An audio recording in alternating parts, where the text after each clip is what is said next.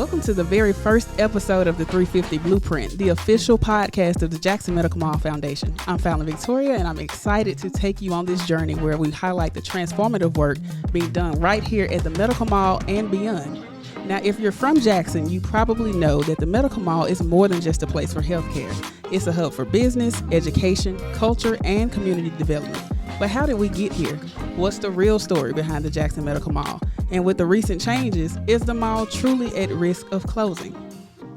To help us answer some of those questions and more, I have the honor of speaking with the man who's been at the helm of it all, the Executive Director, Mr. Primus Wheeler. Thank you so much for joining us on the first episode of the 350 Blueprint. Well, thank you, Fallon. I'm excited about being here, and we're just looking forward to it.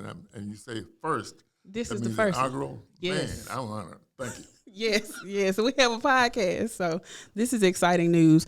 I want to cut right to the chase. This is Black History Month, and a lot of people, especially if you're in Jackson, you know the history of the mall, you know about Dr. Aaron Shirley. But from your perspective, can you tell us specifically how the mall started, some details we may not know, and your involvement and how you got here? Good deal, I will. Dr. Aaron Shirley is synonymous with mall, so we already know that. It was his idea, his vision, and he often said if we had known what we were doing, we would have gotten it wrong anyway. And another thing he always said was that the mall was something that was so innately available to us. It was right in front of our eyes. It would have happened whether he was here or anybody was here. Having said that, Dr. Shirley believed that the people in this community deserved A1, top quality health care. And it didn't matter whether you could pay for it or not. You just deserved that. That was a right, not a privilege. And so he started talking to folks about how do we get this thing going. And he and Judge Reuben Anderson spent a lot of time at Piccadilly thinking about how to make this happen. And they kind of one day said, we got to stop talking about it and let's do something about it. Mm-hmm. And they started to put the plan on a napkin. They had a napkin that they took with them after that meeting at Piccadilly, and it started the process. And so we knew a lot of things had to happen in order to make it go forward.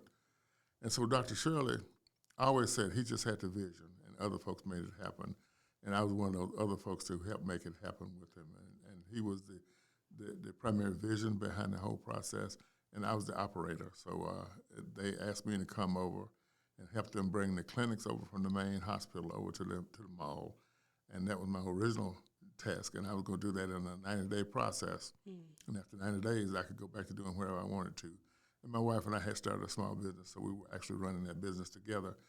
And after we got over here and got started, I kind of fell in love with the place, and she was kind of glad for me to be gone from the business. She took the business to another level, and so we were real happy about the way things turned out. So make a long story short, I was looking for something that would give me an opportunity to help my folks, and not only help them get health care, but help them build some self-worth and help them build some equity in their communities and kind of help get the community back where it used to be.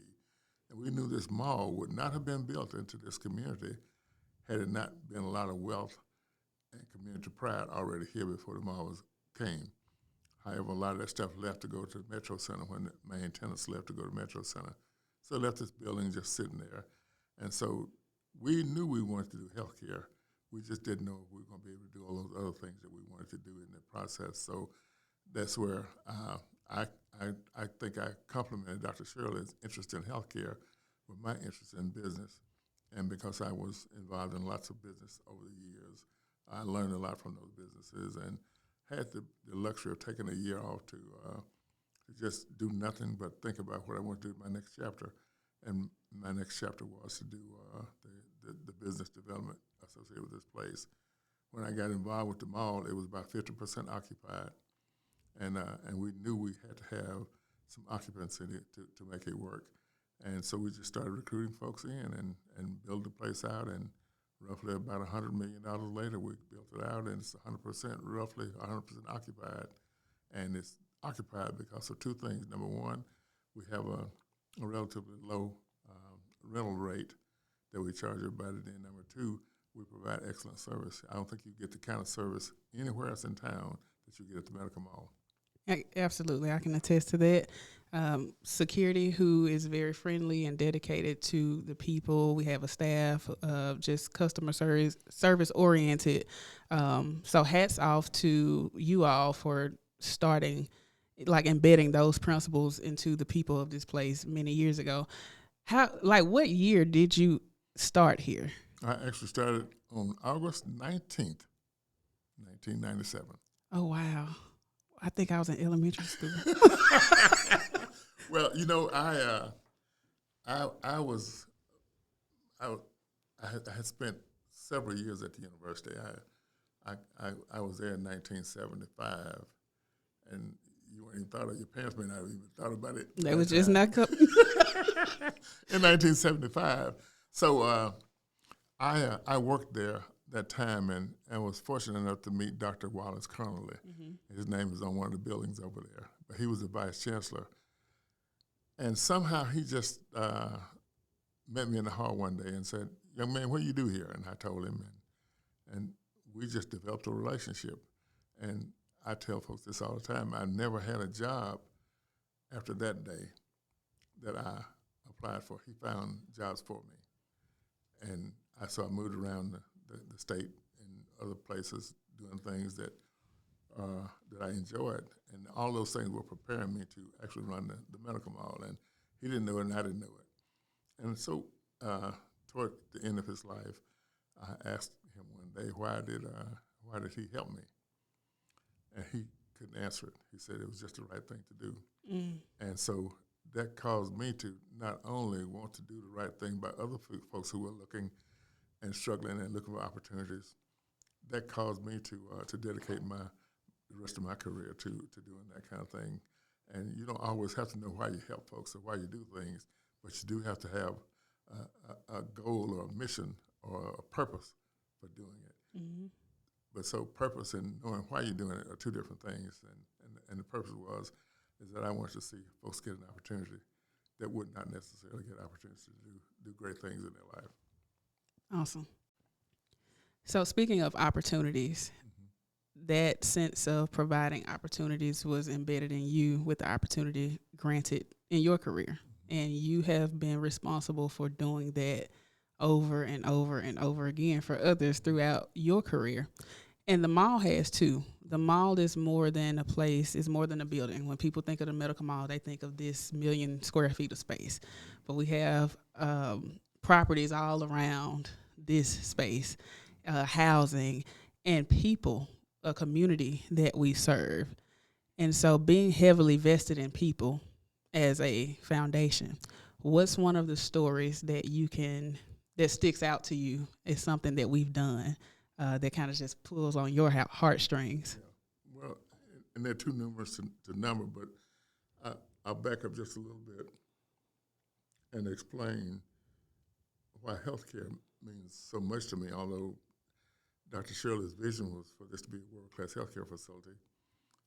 I knew that we had to make sure that people could afford it. And so my story is I was born premature in a little delta town called Webb, Mississippi. And while I was the first child born to my mother and father, one thing happened is that being premature and being the first child and not having a mother who had not had prenatal care because it really wasn't available. So I was born, and I kept failing to thrive, and nobody knew why it was. So my grandmother came one day and picked me up and took me to this doctor's office. And this doctor would not see me because during the time of segregation, white doctors didn't see black children or adults or anybody. But my grandmother was persistent. She stayed at the back door knocking until he finally asked her to come in. What the heck do you want here? And she explained that my grandson is sick and we don't know what to do with him and we can't help him, so can you at least see him? So he broke down and then examined me. And at that point, he decided that the only thing wrong with me was I was hungry. And he told her, said, there's nothing wrong with this boy, but he's hungry. Okay. And she said, well, what can I do for him? He said, well, if I told you, you wouldn't be able to afford the milk that he needs. So his mama is not giving him enough milk to survive on. And she said, well, can you give her something to make her give him more milk? He said, no, but it's a milk that you can get for him, but like I said, y'all can't afford it. And she told him, she explained to him very carefully, you're either going to help me get the milk, or I'm going to rob you and take it from you. Okay, Grandma. And so the doctor decided he was up against a bear, and that he either had to outrun the bear, or he was going to have to work with the bear. So he gave her the first 10 days worth of milk. I told her, now, you just come back if you need some more, and just left it at that. He thought she would never come back, but she went back until she kept getting it, until they got me back healthy again. And so fast forward to 4 or 5 years later, she was on her deathbed, and she told my mother and me that I needed to become a doctor so I could make sure that that didn't happen to any other young kids. And so I started out to do that, and I told everybody from that day forward, as far as I can remember back, I'm going to medical school, be a doctor. Mm. And I later had to give up on that idea because every time I got ready to go, something else would go wrong, and looked like he would lead me in another direction. So I later said, well, I'm too old to go to medical school now. And at church one Sunday, I was 55 years old, still talking about going to medical school, because my mama asked me about it every time she saw me. When you going? You told me you're going to be a doctor. I said, yes, ma'am. And so we get through that process, and at church on Mother's Day one Sunday, out of the blue, the pastor just asked me to stand up and say, explain what Mother's Day really means to you. And I couldn't think of nothing to say but to tell that story that I just told, is that, you know, I wouldn't be here if it hadn't been for my grandmother and my mother. My mother brought me into the world, but she was so sick she didn't know what to do with me. But my grandmother came in and took me to the doctor and forced her way in to get me seen. So I said, that's what mothers mean to this world. And so from that afternoon, after I got out of church, I went to the house and I called my mother to wish her a happy Mother's Day. And I told her, I said, we can forget about going to medical school. I'm not going to do that. That's not what God intends for me to do. God has me on another path. As a doctor, I would have about 500 patients. There would be about 500 patients that I could save in a year's time. But he's put me in a position where I have 200,000 patients available to me to take care of every day, to provide health care for, and over 200 doctors. So he didn't want me to be a doctor. He wanted me to manage a facility that had lots of doctors that took care of the underserved, the unserved.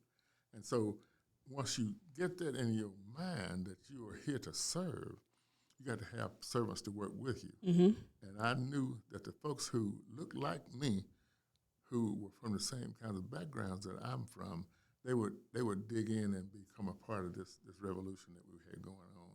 So I found people that didn't have any experience, didn't have the MBAs and the PhDs. They just had desire.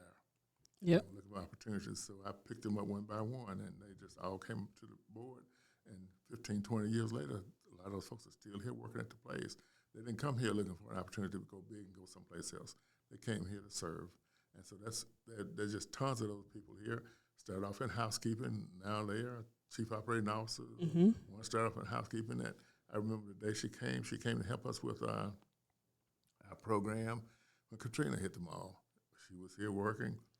When Katrina got cleaned up front, we were set and ready to go again. We told her, well, we're laying all the tents off now. She said, I'm not going to leave. She wouldn't leave. And now she's the CFO, she's got an MBA. And so we got all kinds of stories like that. A lot of these young men don't want to get degrees.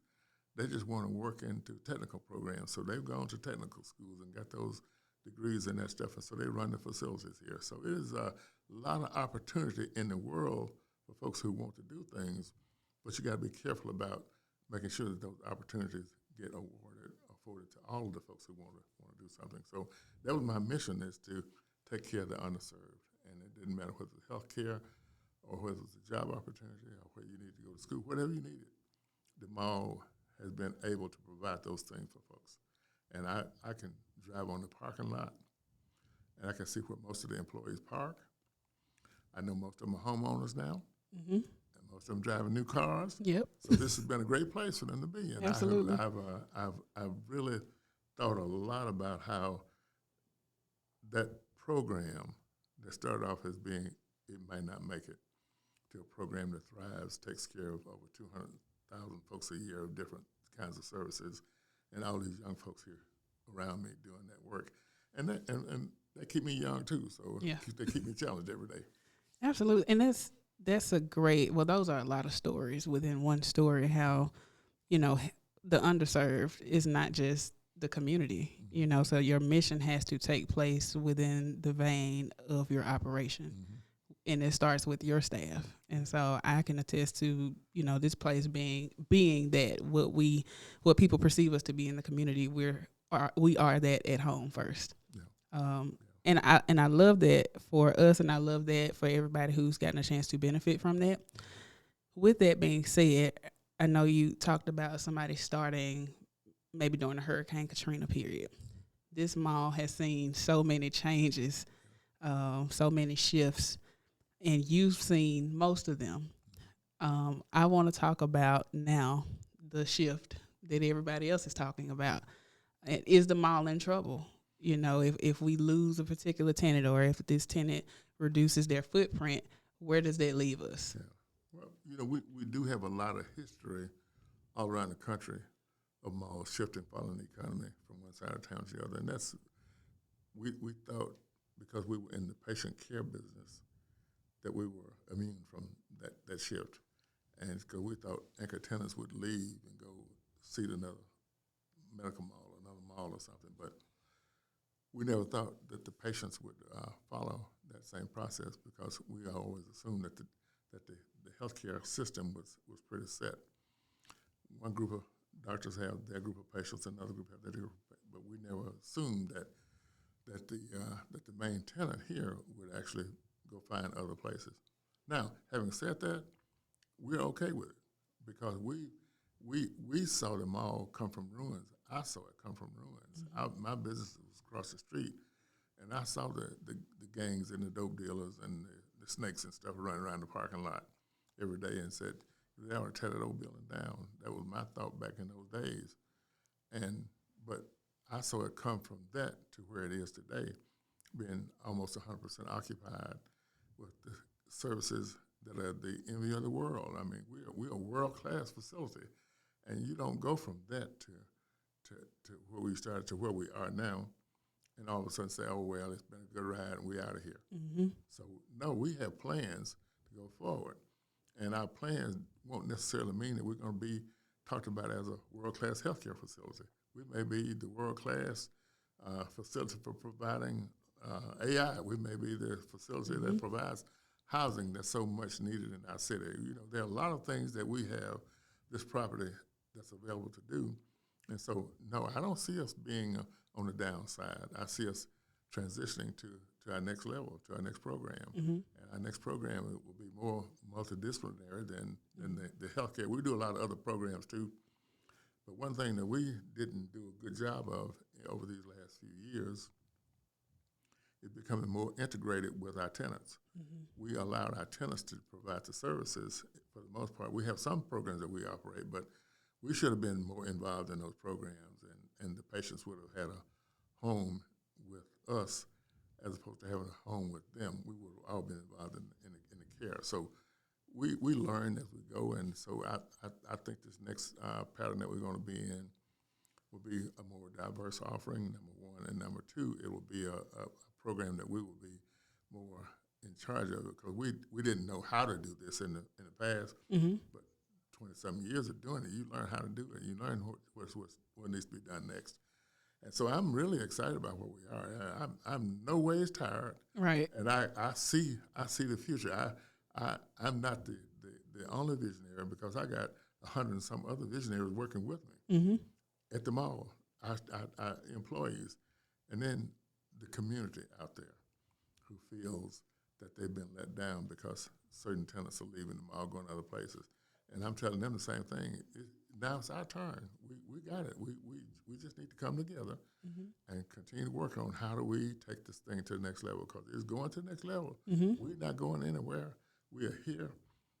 this facility is roughly, with all the upgrades we've done to it, the mechanicals and all of that stuff upstairs, 10, 15 years old. That stuff got a life of 30 years. Mm-hmm. So we really don't have to spend a lot of more money on it. And folks are saying that the mall's run down, it's old, it's got this going on, it's got that going on. But, they just need to come and see. Right. Come for a tour. Come let us show you the brand new mechanical system up there that's got all those chillers in the room that look shiny and brand new, because they are shiny and brand new. And that we, since I've been here, we put 3 roofs on. And so the roofs are there, we got guarantees. And so all this thing about the water leaking in the building, that is not true. Right. And folks are saying that crime is out of control. Not true. Every month, every other month, when the board meets, I give them the stats, the crime stats. They're 0. Nothing goes on inside here. Right. Yeah, so we're set for the future. We learned a lot. As you said, there've been a lot of ups and downs, but sometimes you have to get down to get back up. Absolutely. And speaking of the future, not only are we leaning on wisdom and trust and hope because we've been here before, we're also taking, the initiative to be properly trained in things like strategic foresight and futurism so that we can study the trends and use, those tools to help us plan for the future. And this is not something that we just started. We've been rethinking and reimagining and putting these plans together for the past couple of years. So, like they say, if you stay ready, you don't have to get ready. There you go. Right.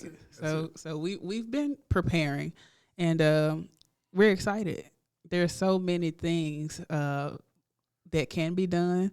So many people and companies and partners who are interested in actually doing them. So I think we're in a good. I know that we're in a good place, and I'm excited. I'm excited about this podcast too because we'll be telling a lot of the stories of the mall. There's so many of them. And it started with Dr. Aaron Shirley, but a lot of it has been you. And a lot of it, you have stories for days, so this won't be your last time on this podcast. We'll give some other people some opportunities, and then we'll definitely invite you back. Yeah, because I really want to come back down the road a little piece and talk about everything outside the fence. We've been talking today mostly about what's going on inside the fence, but most folks don't realize we own almost every piece of property around the perimeter of the mall, and we are working on a plan. I can't divulge all of the stuff right now because economic development is very competitive, and it takes a lot of dollars to make it happen.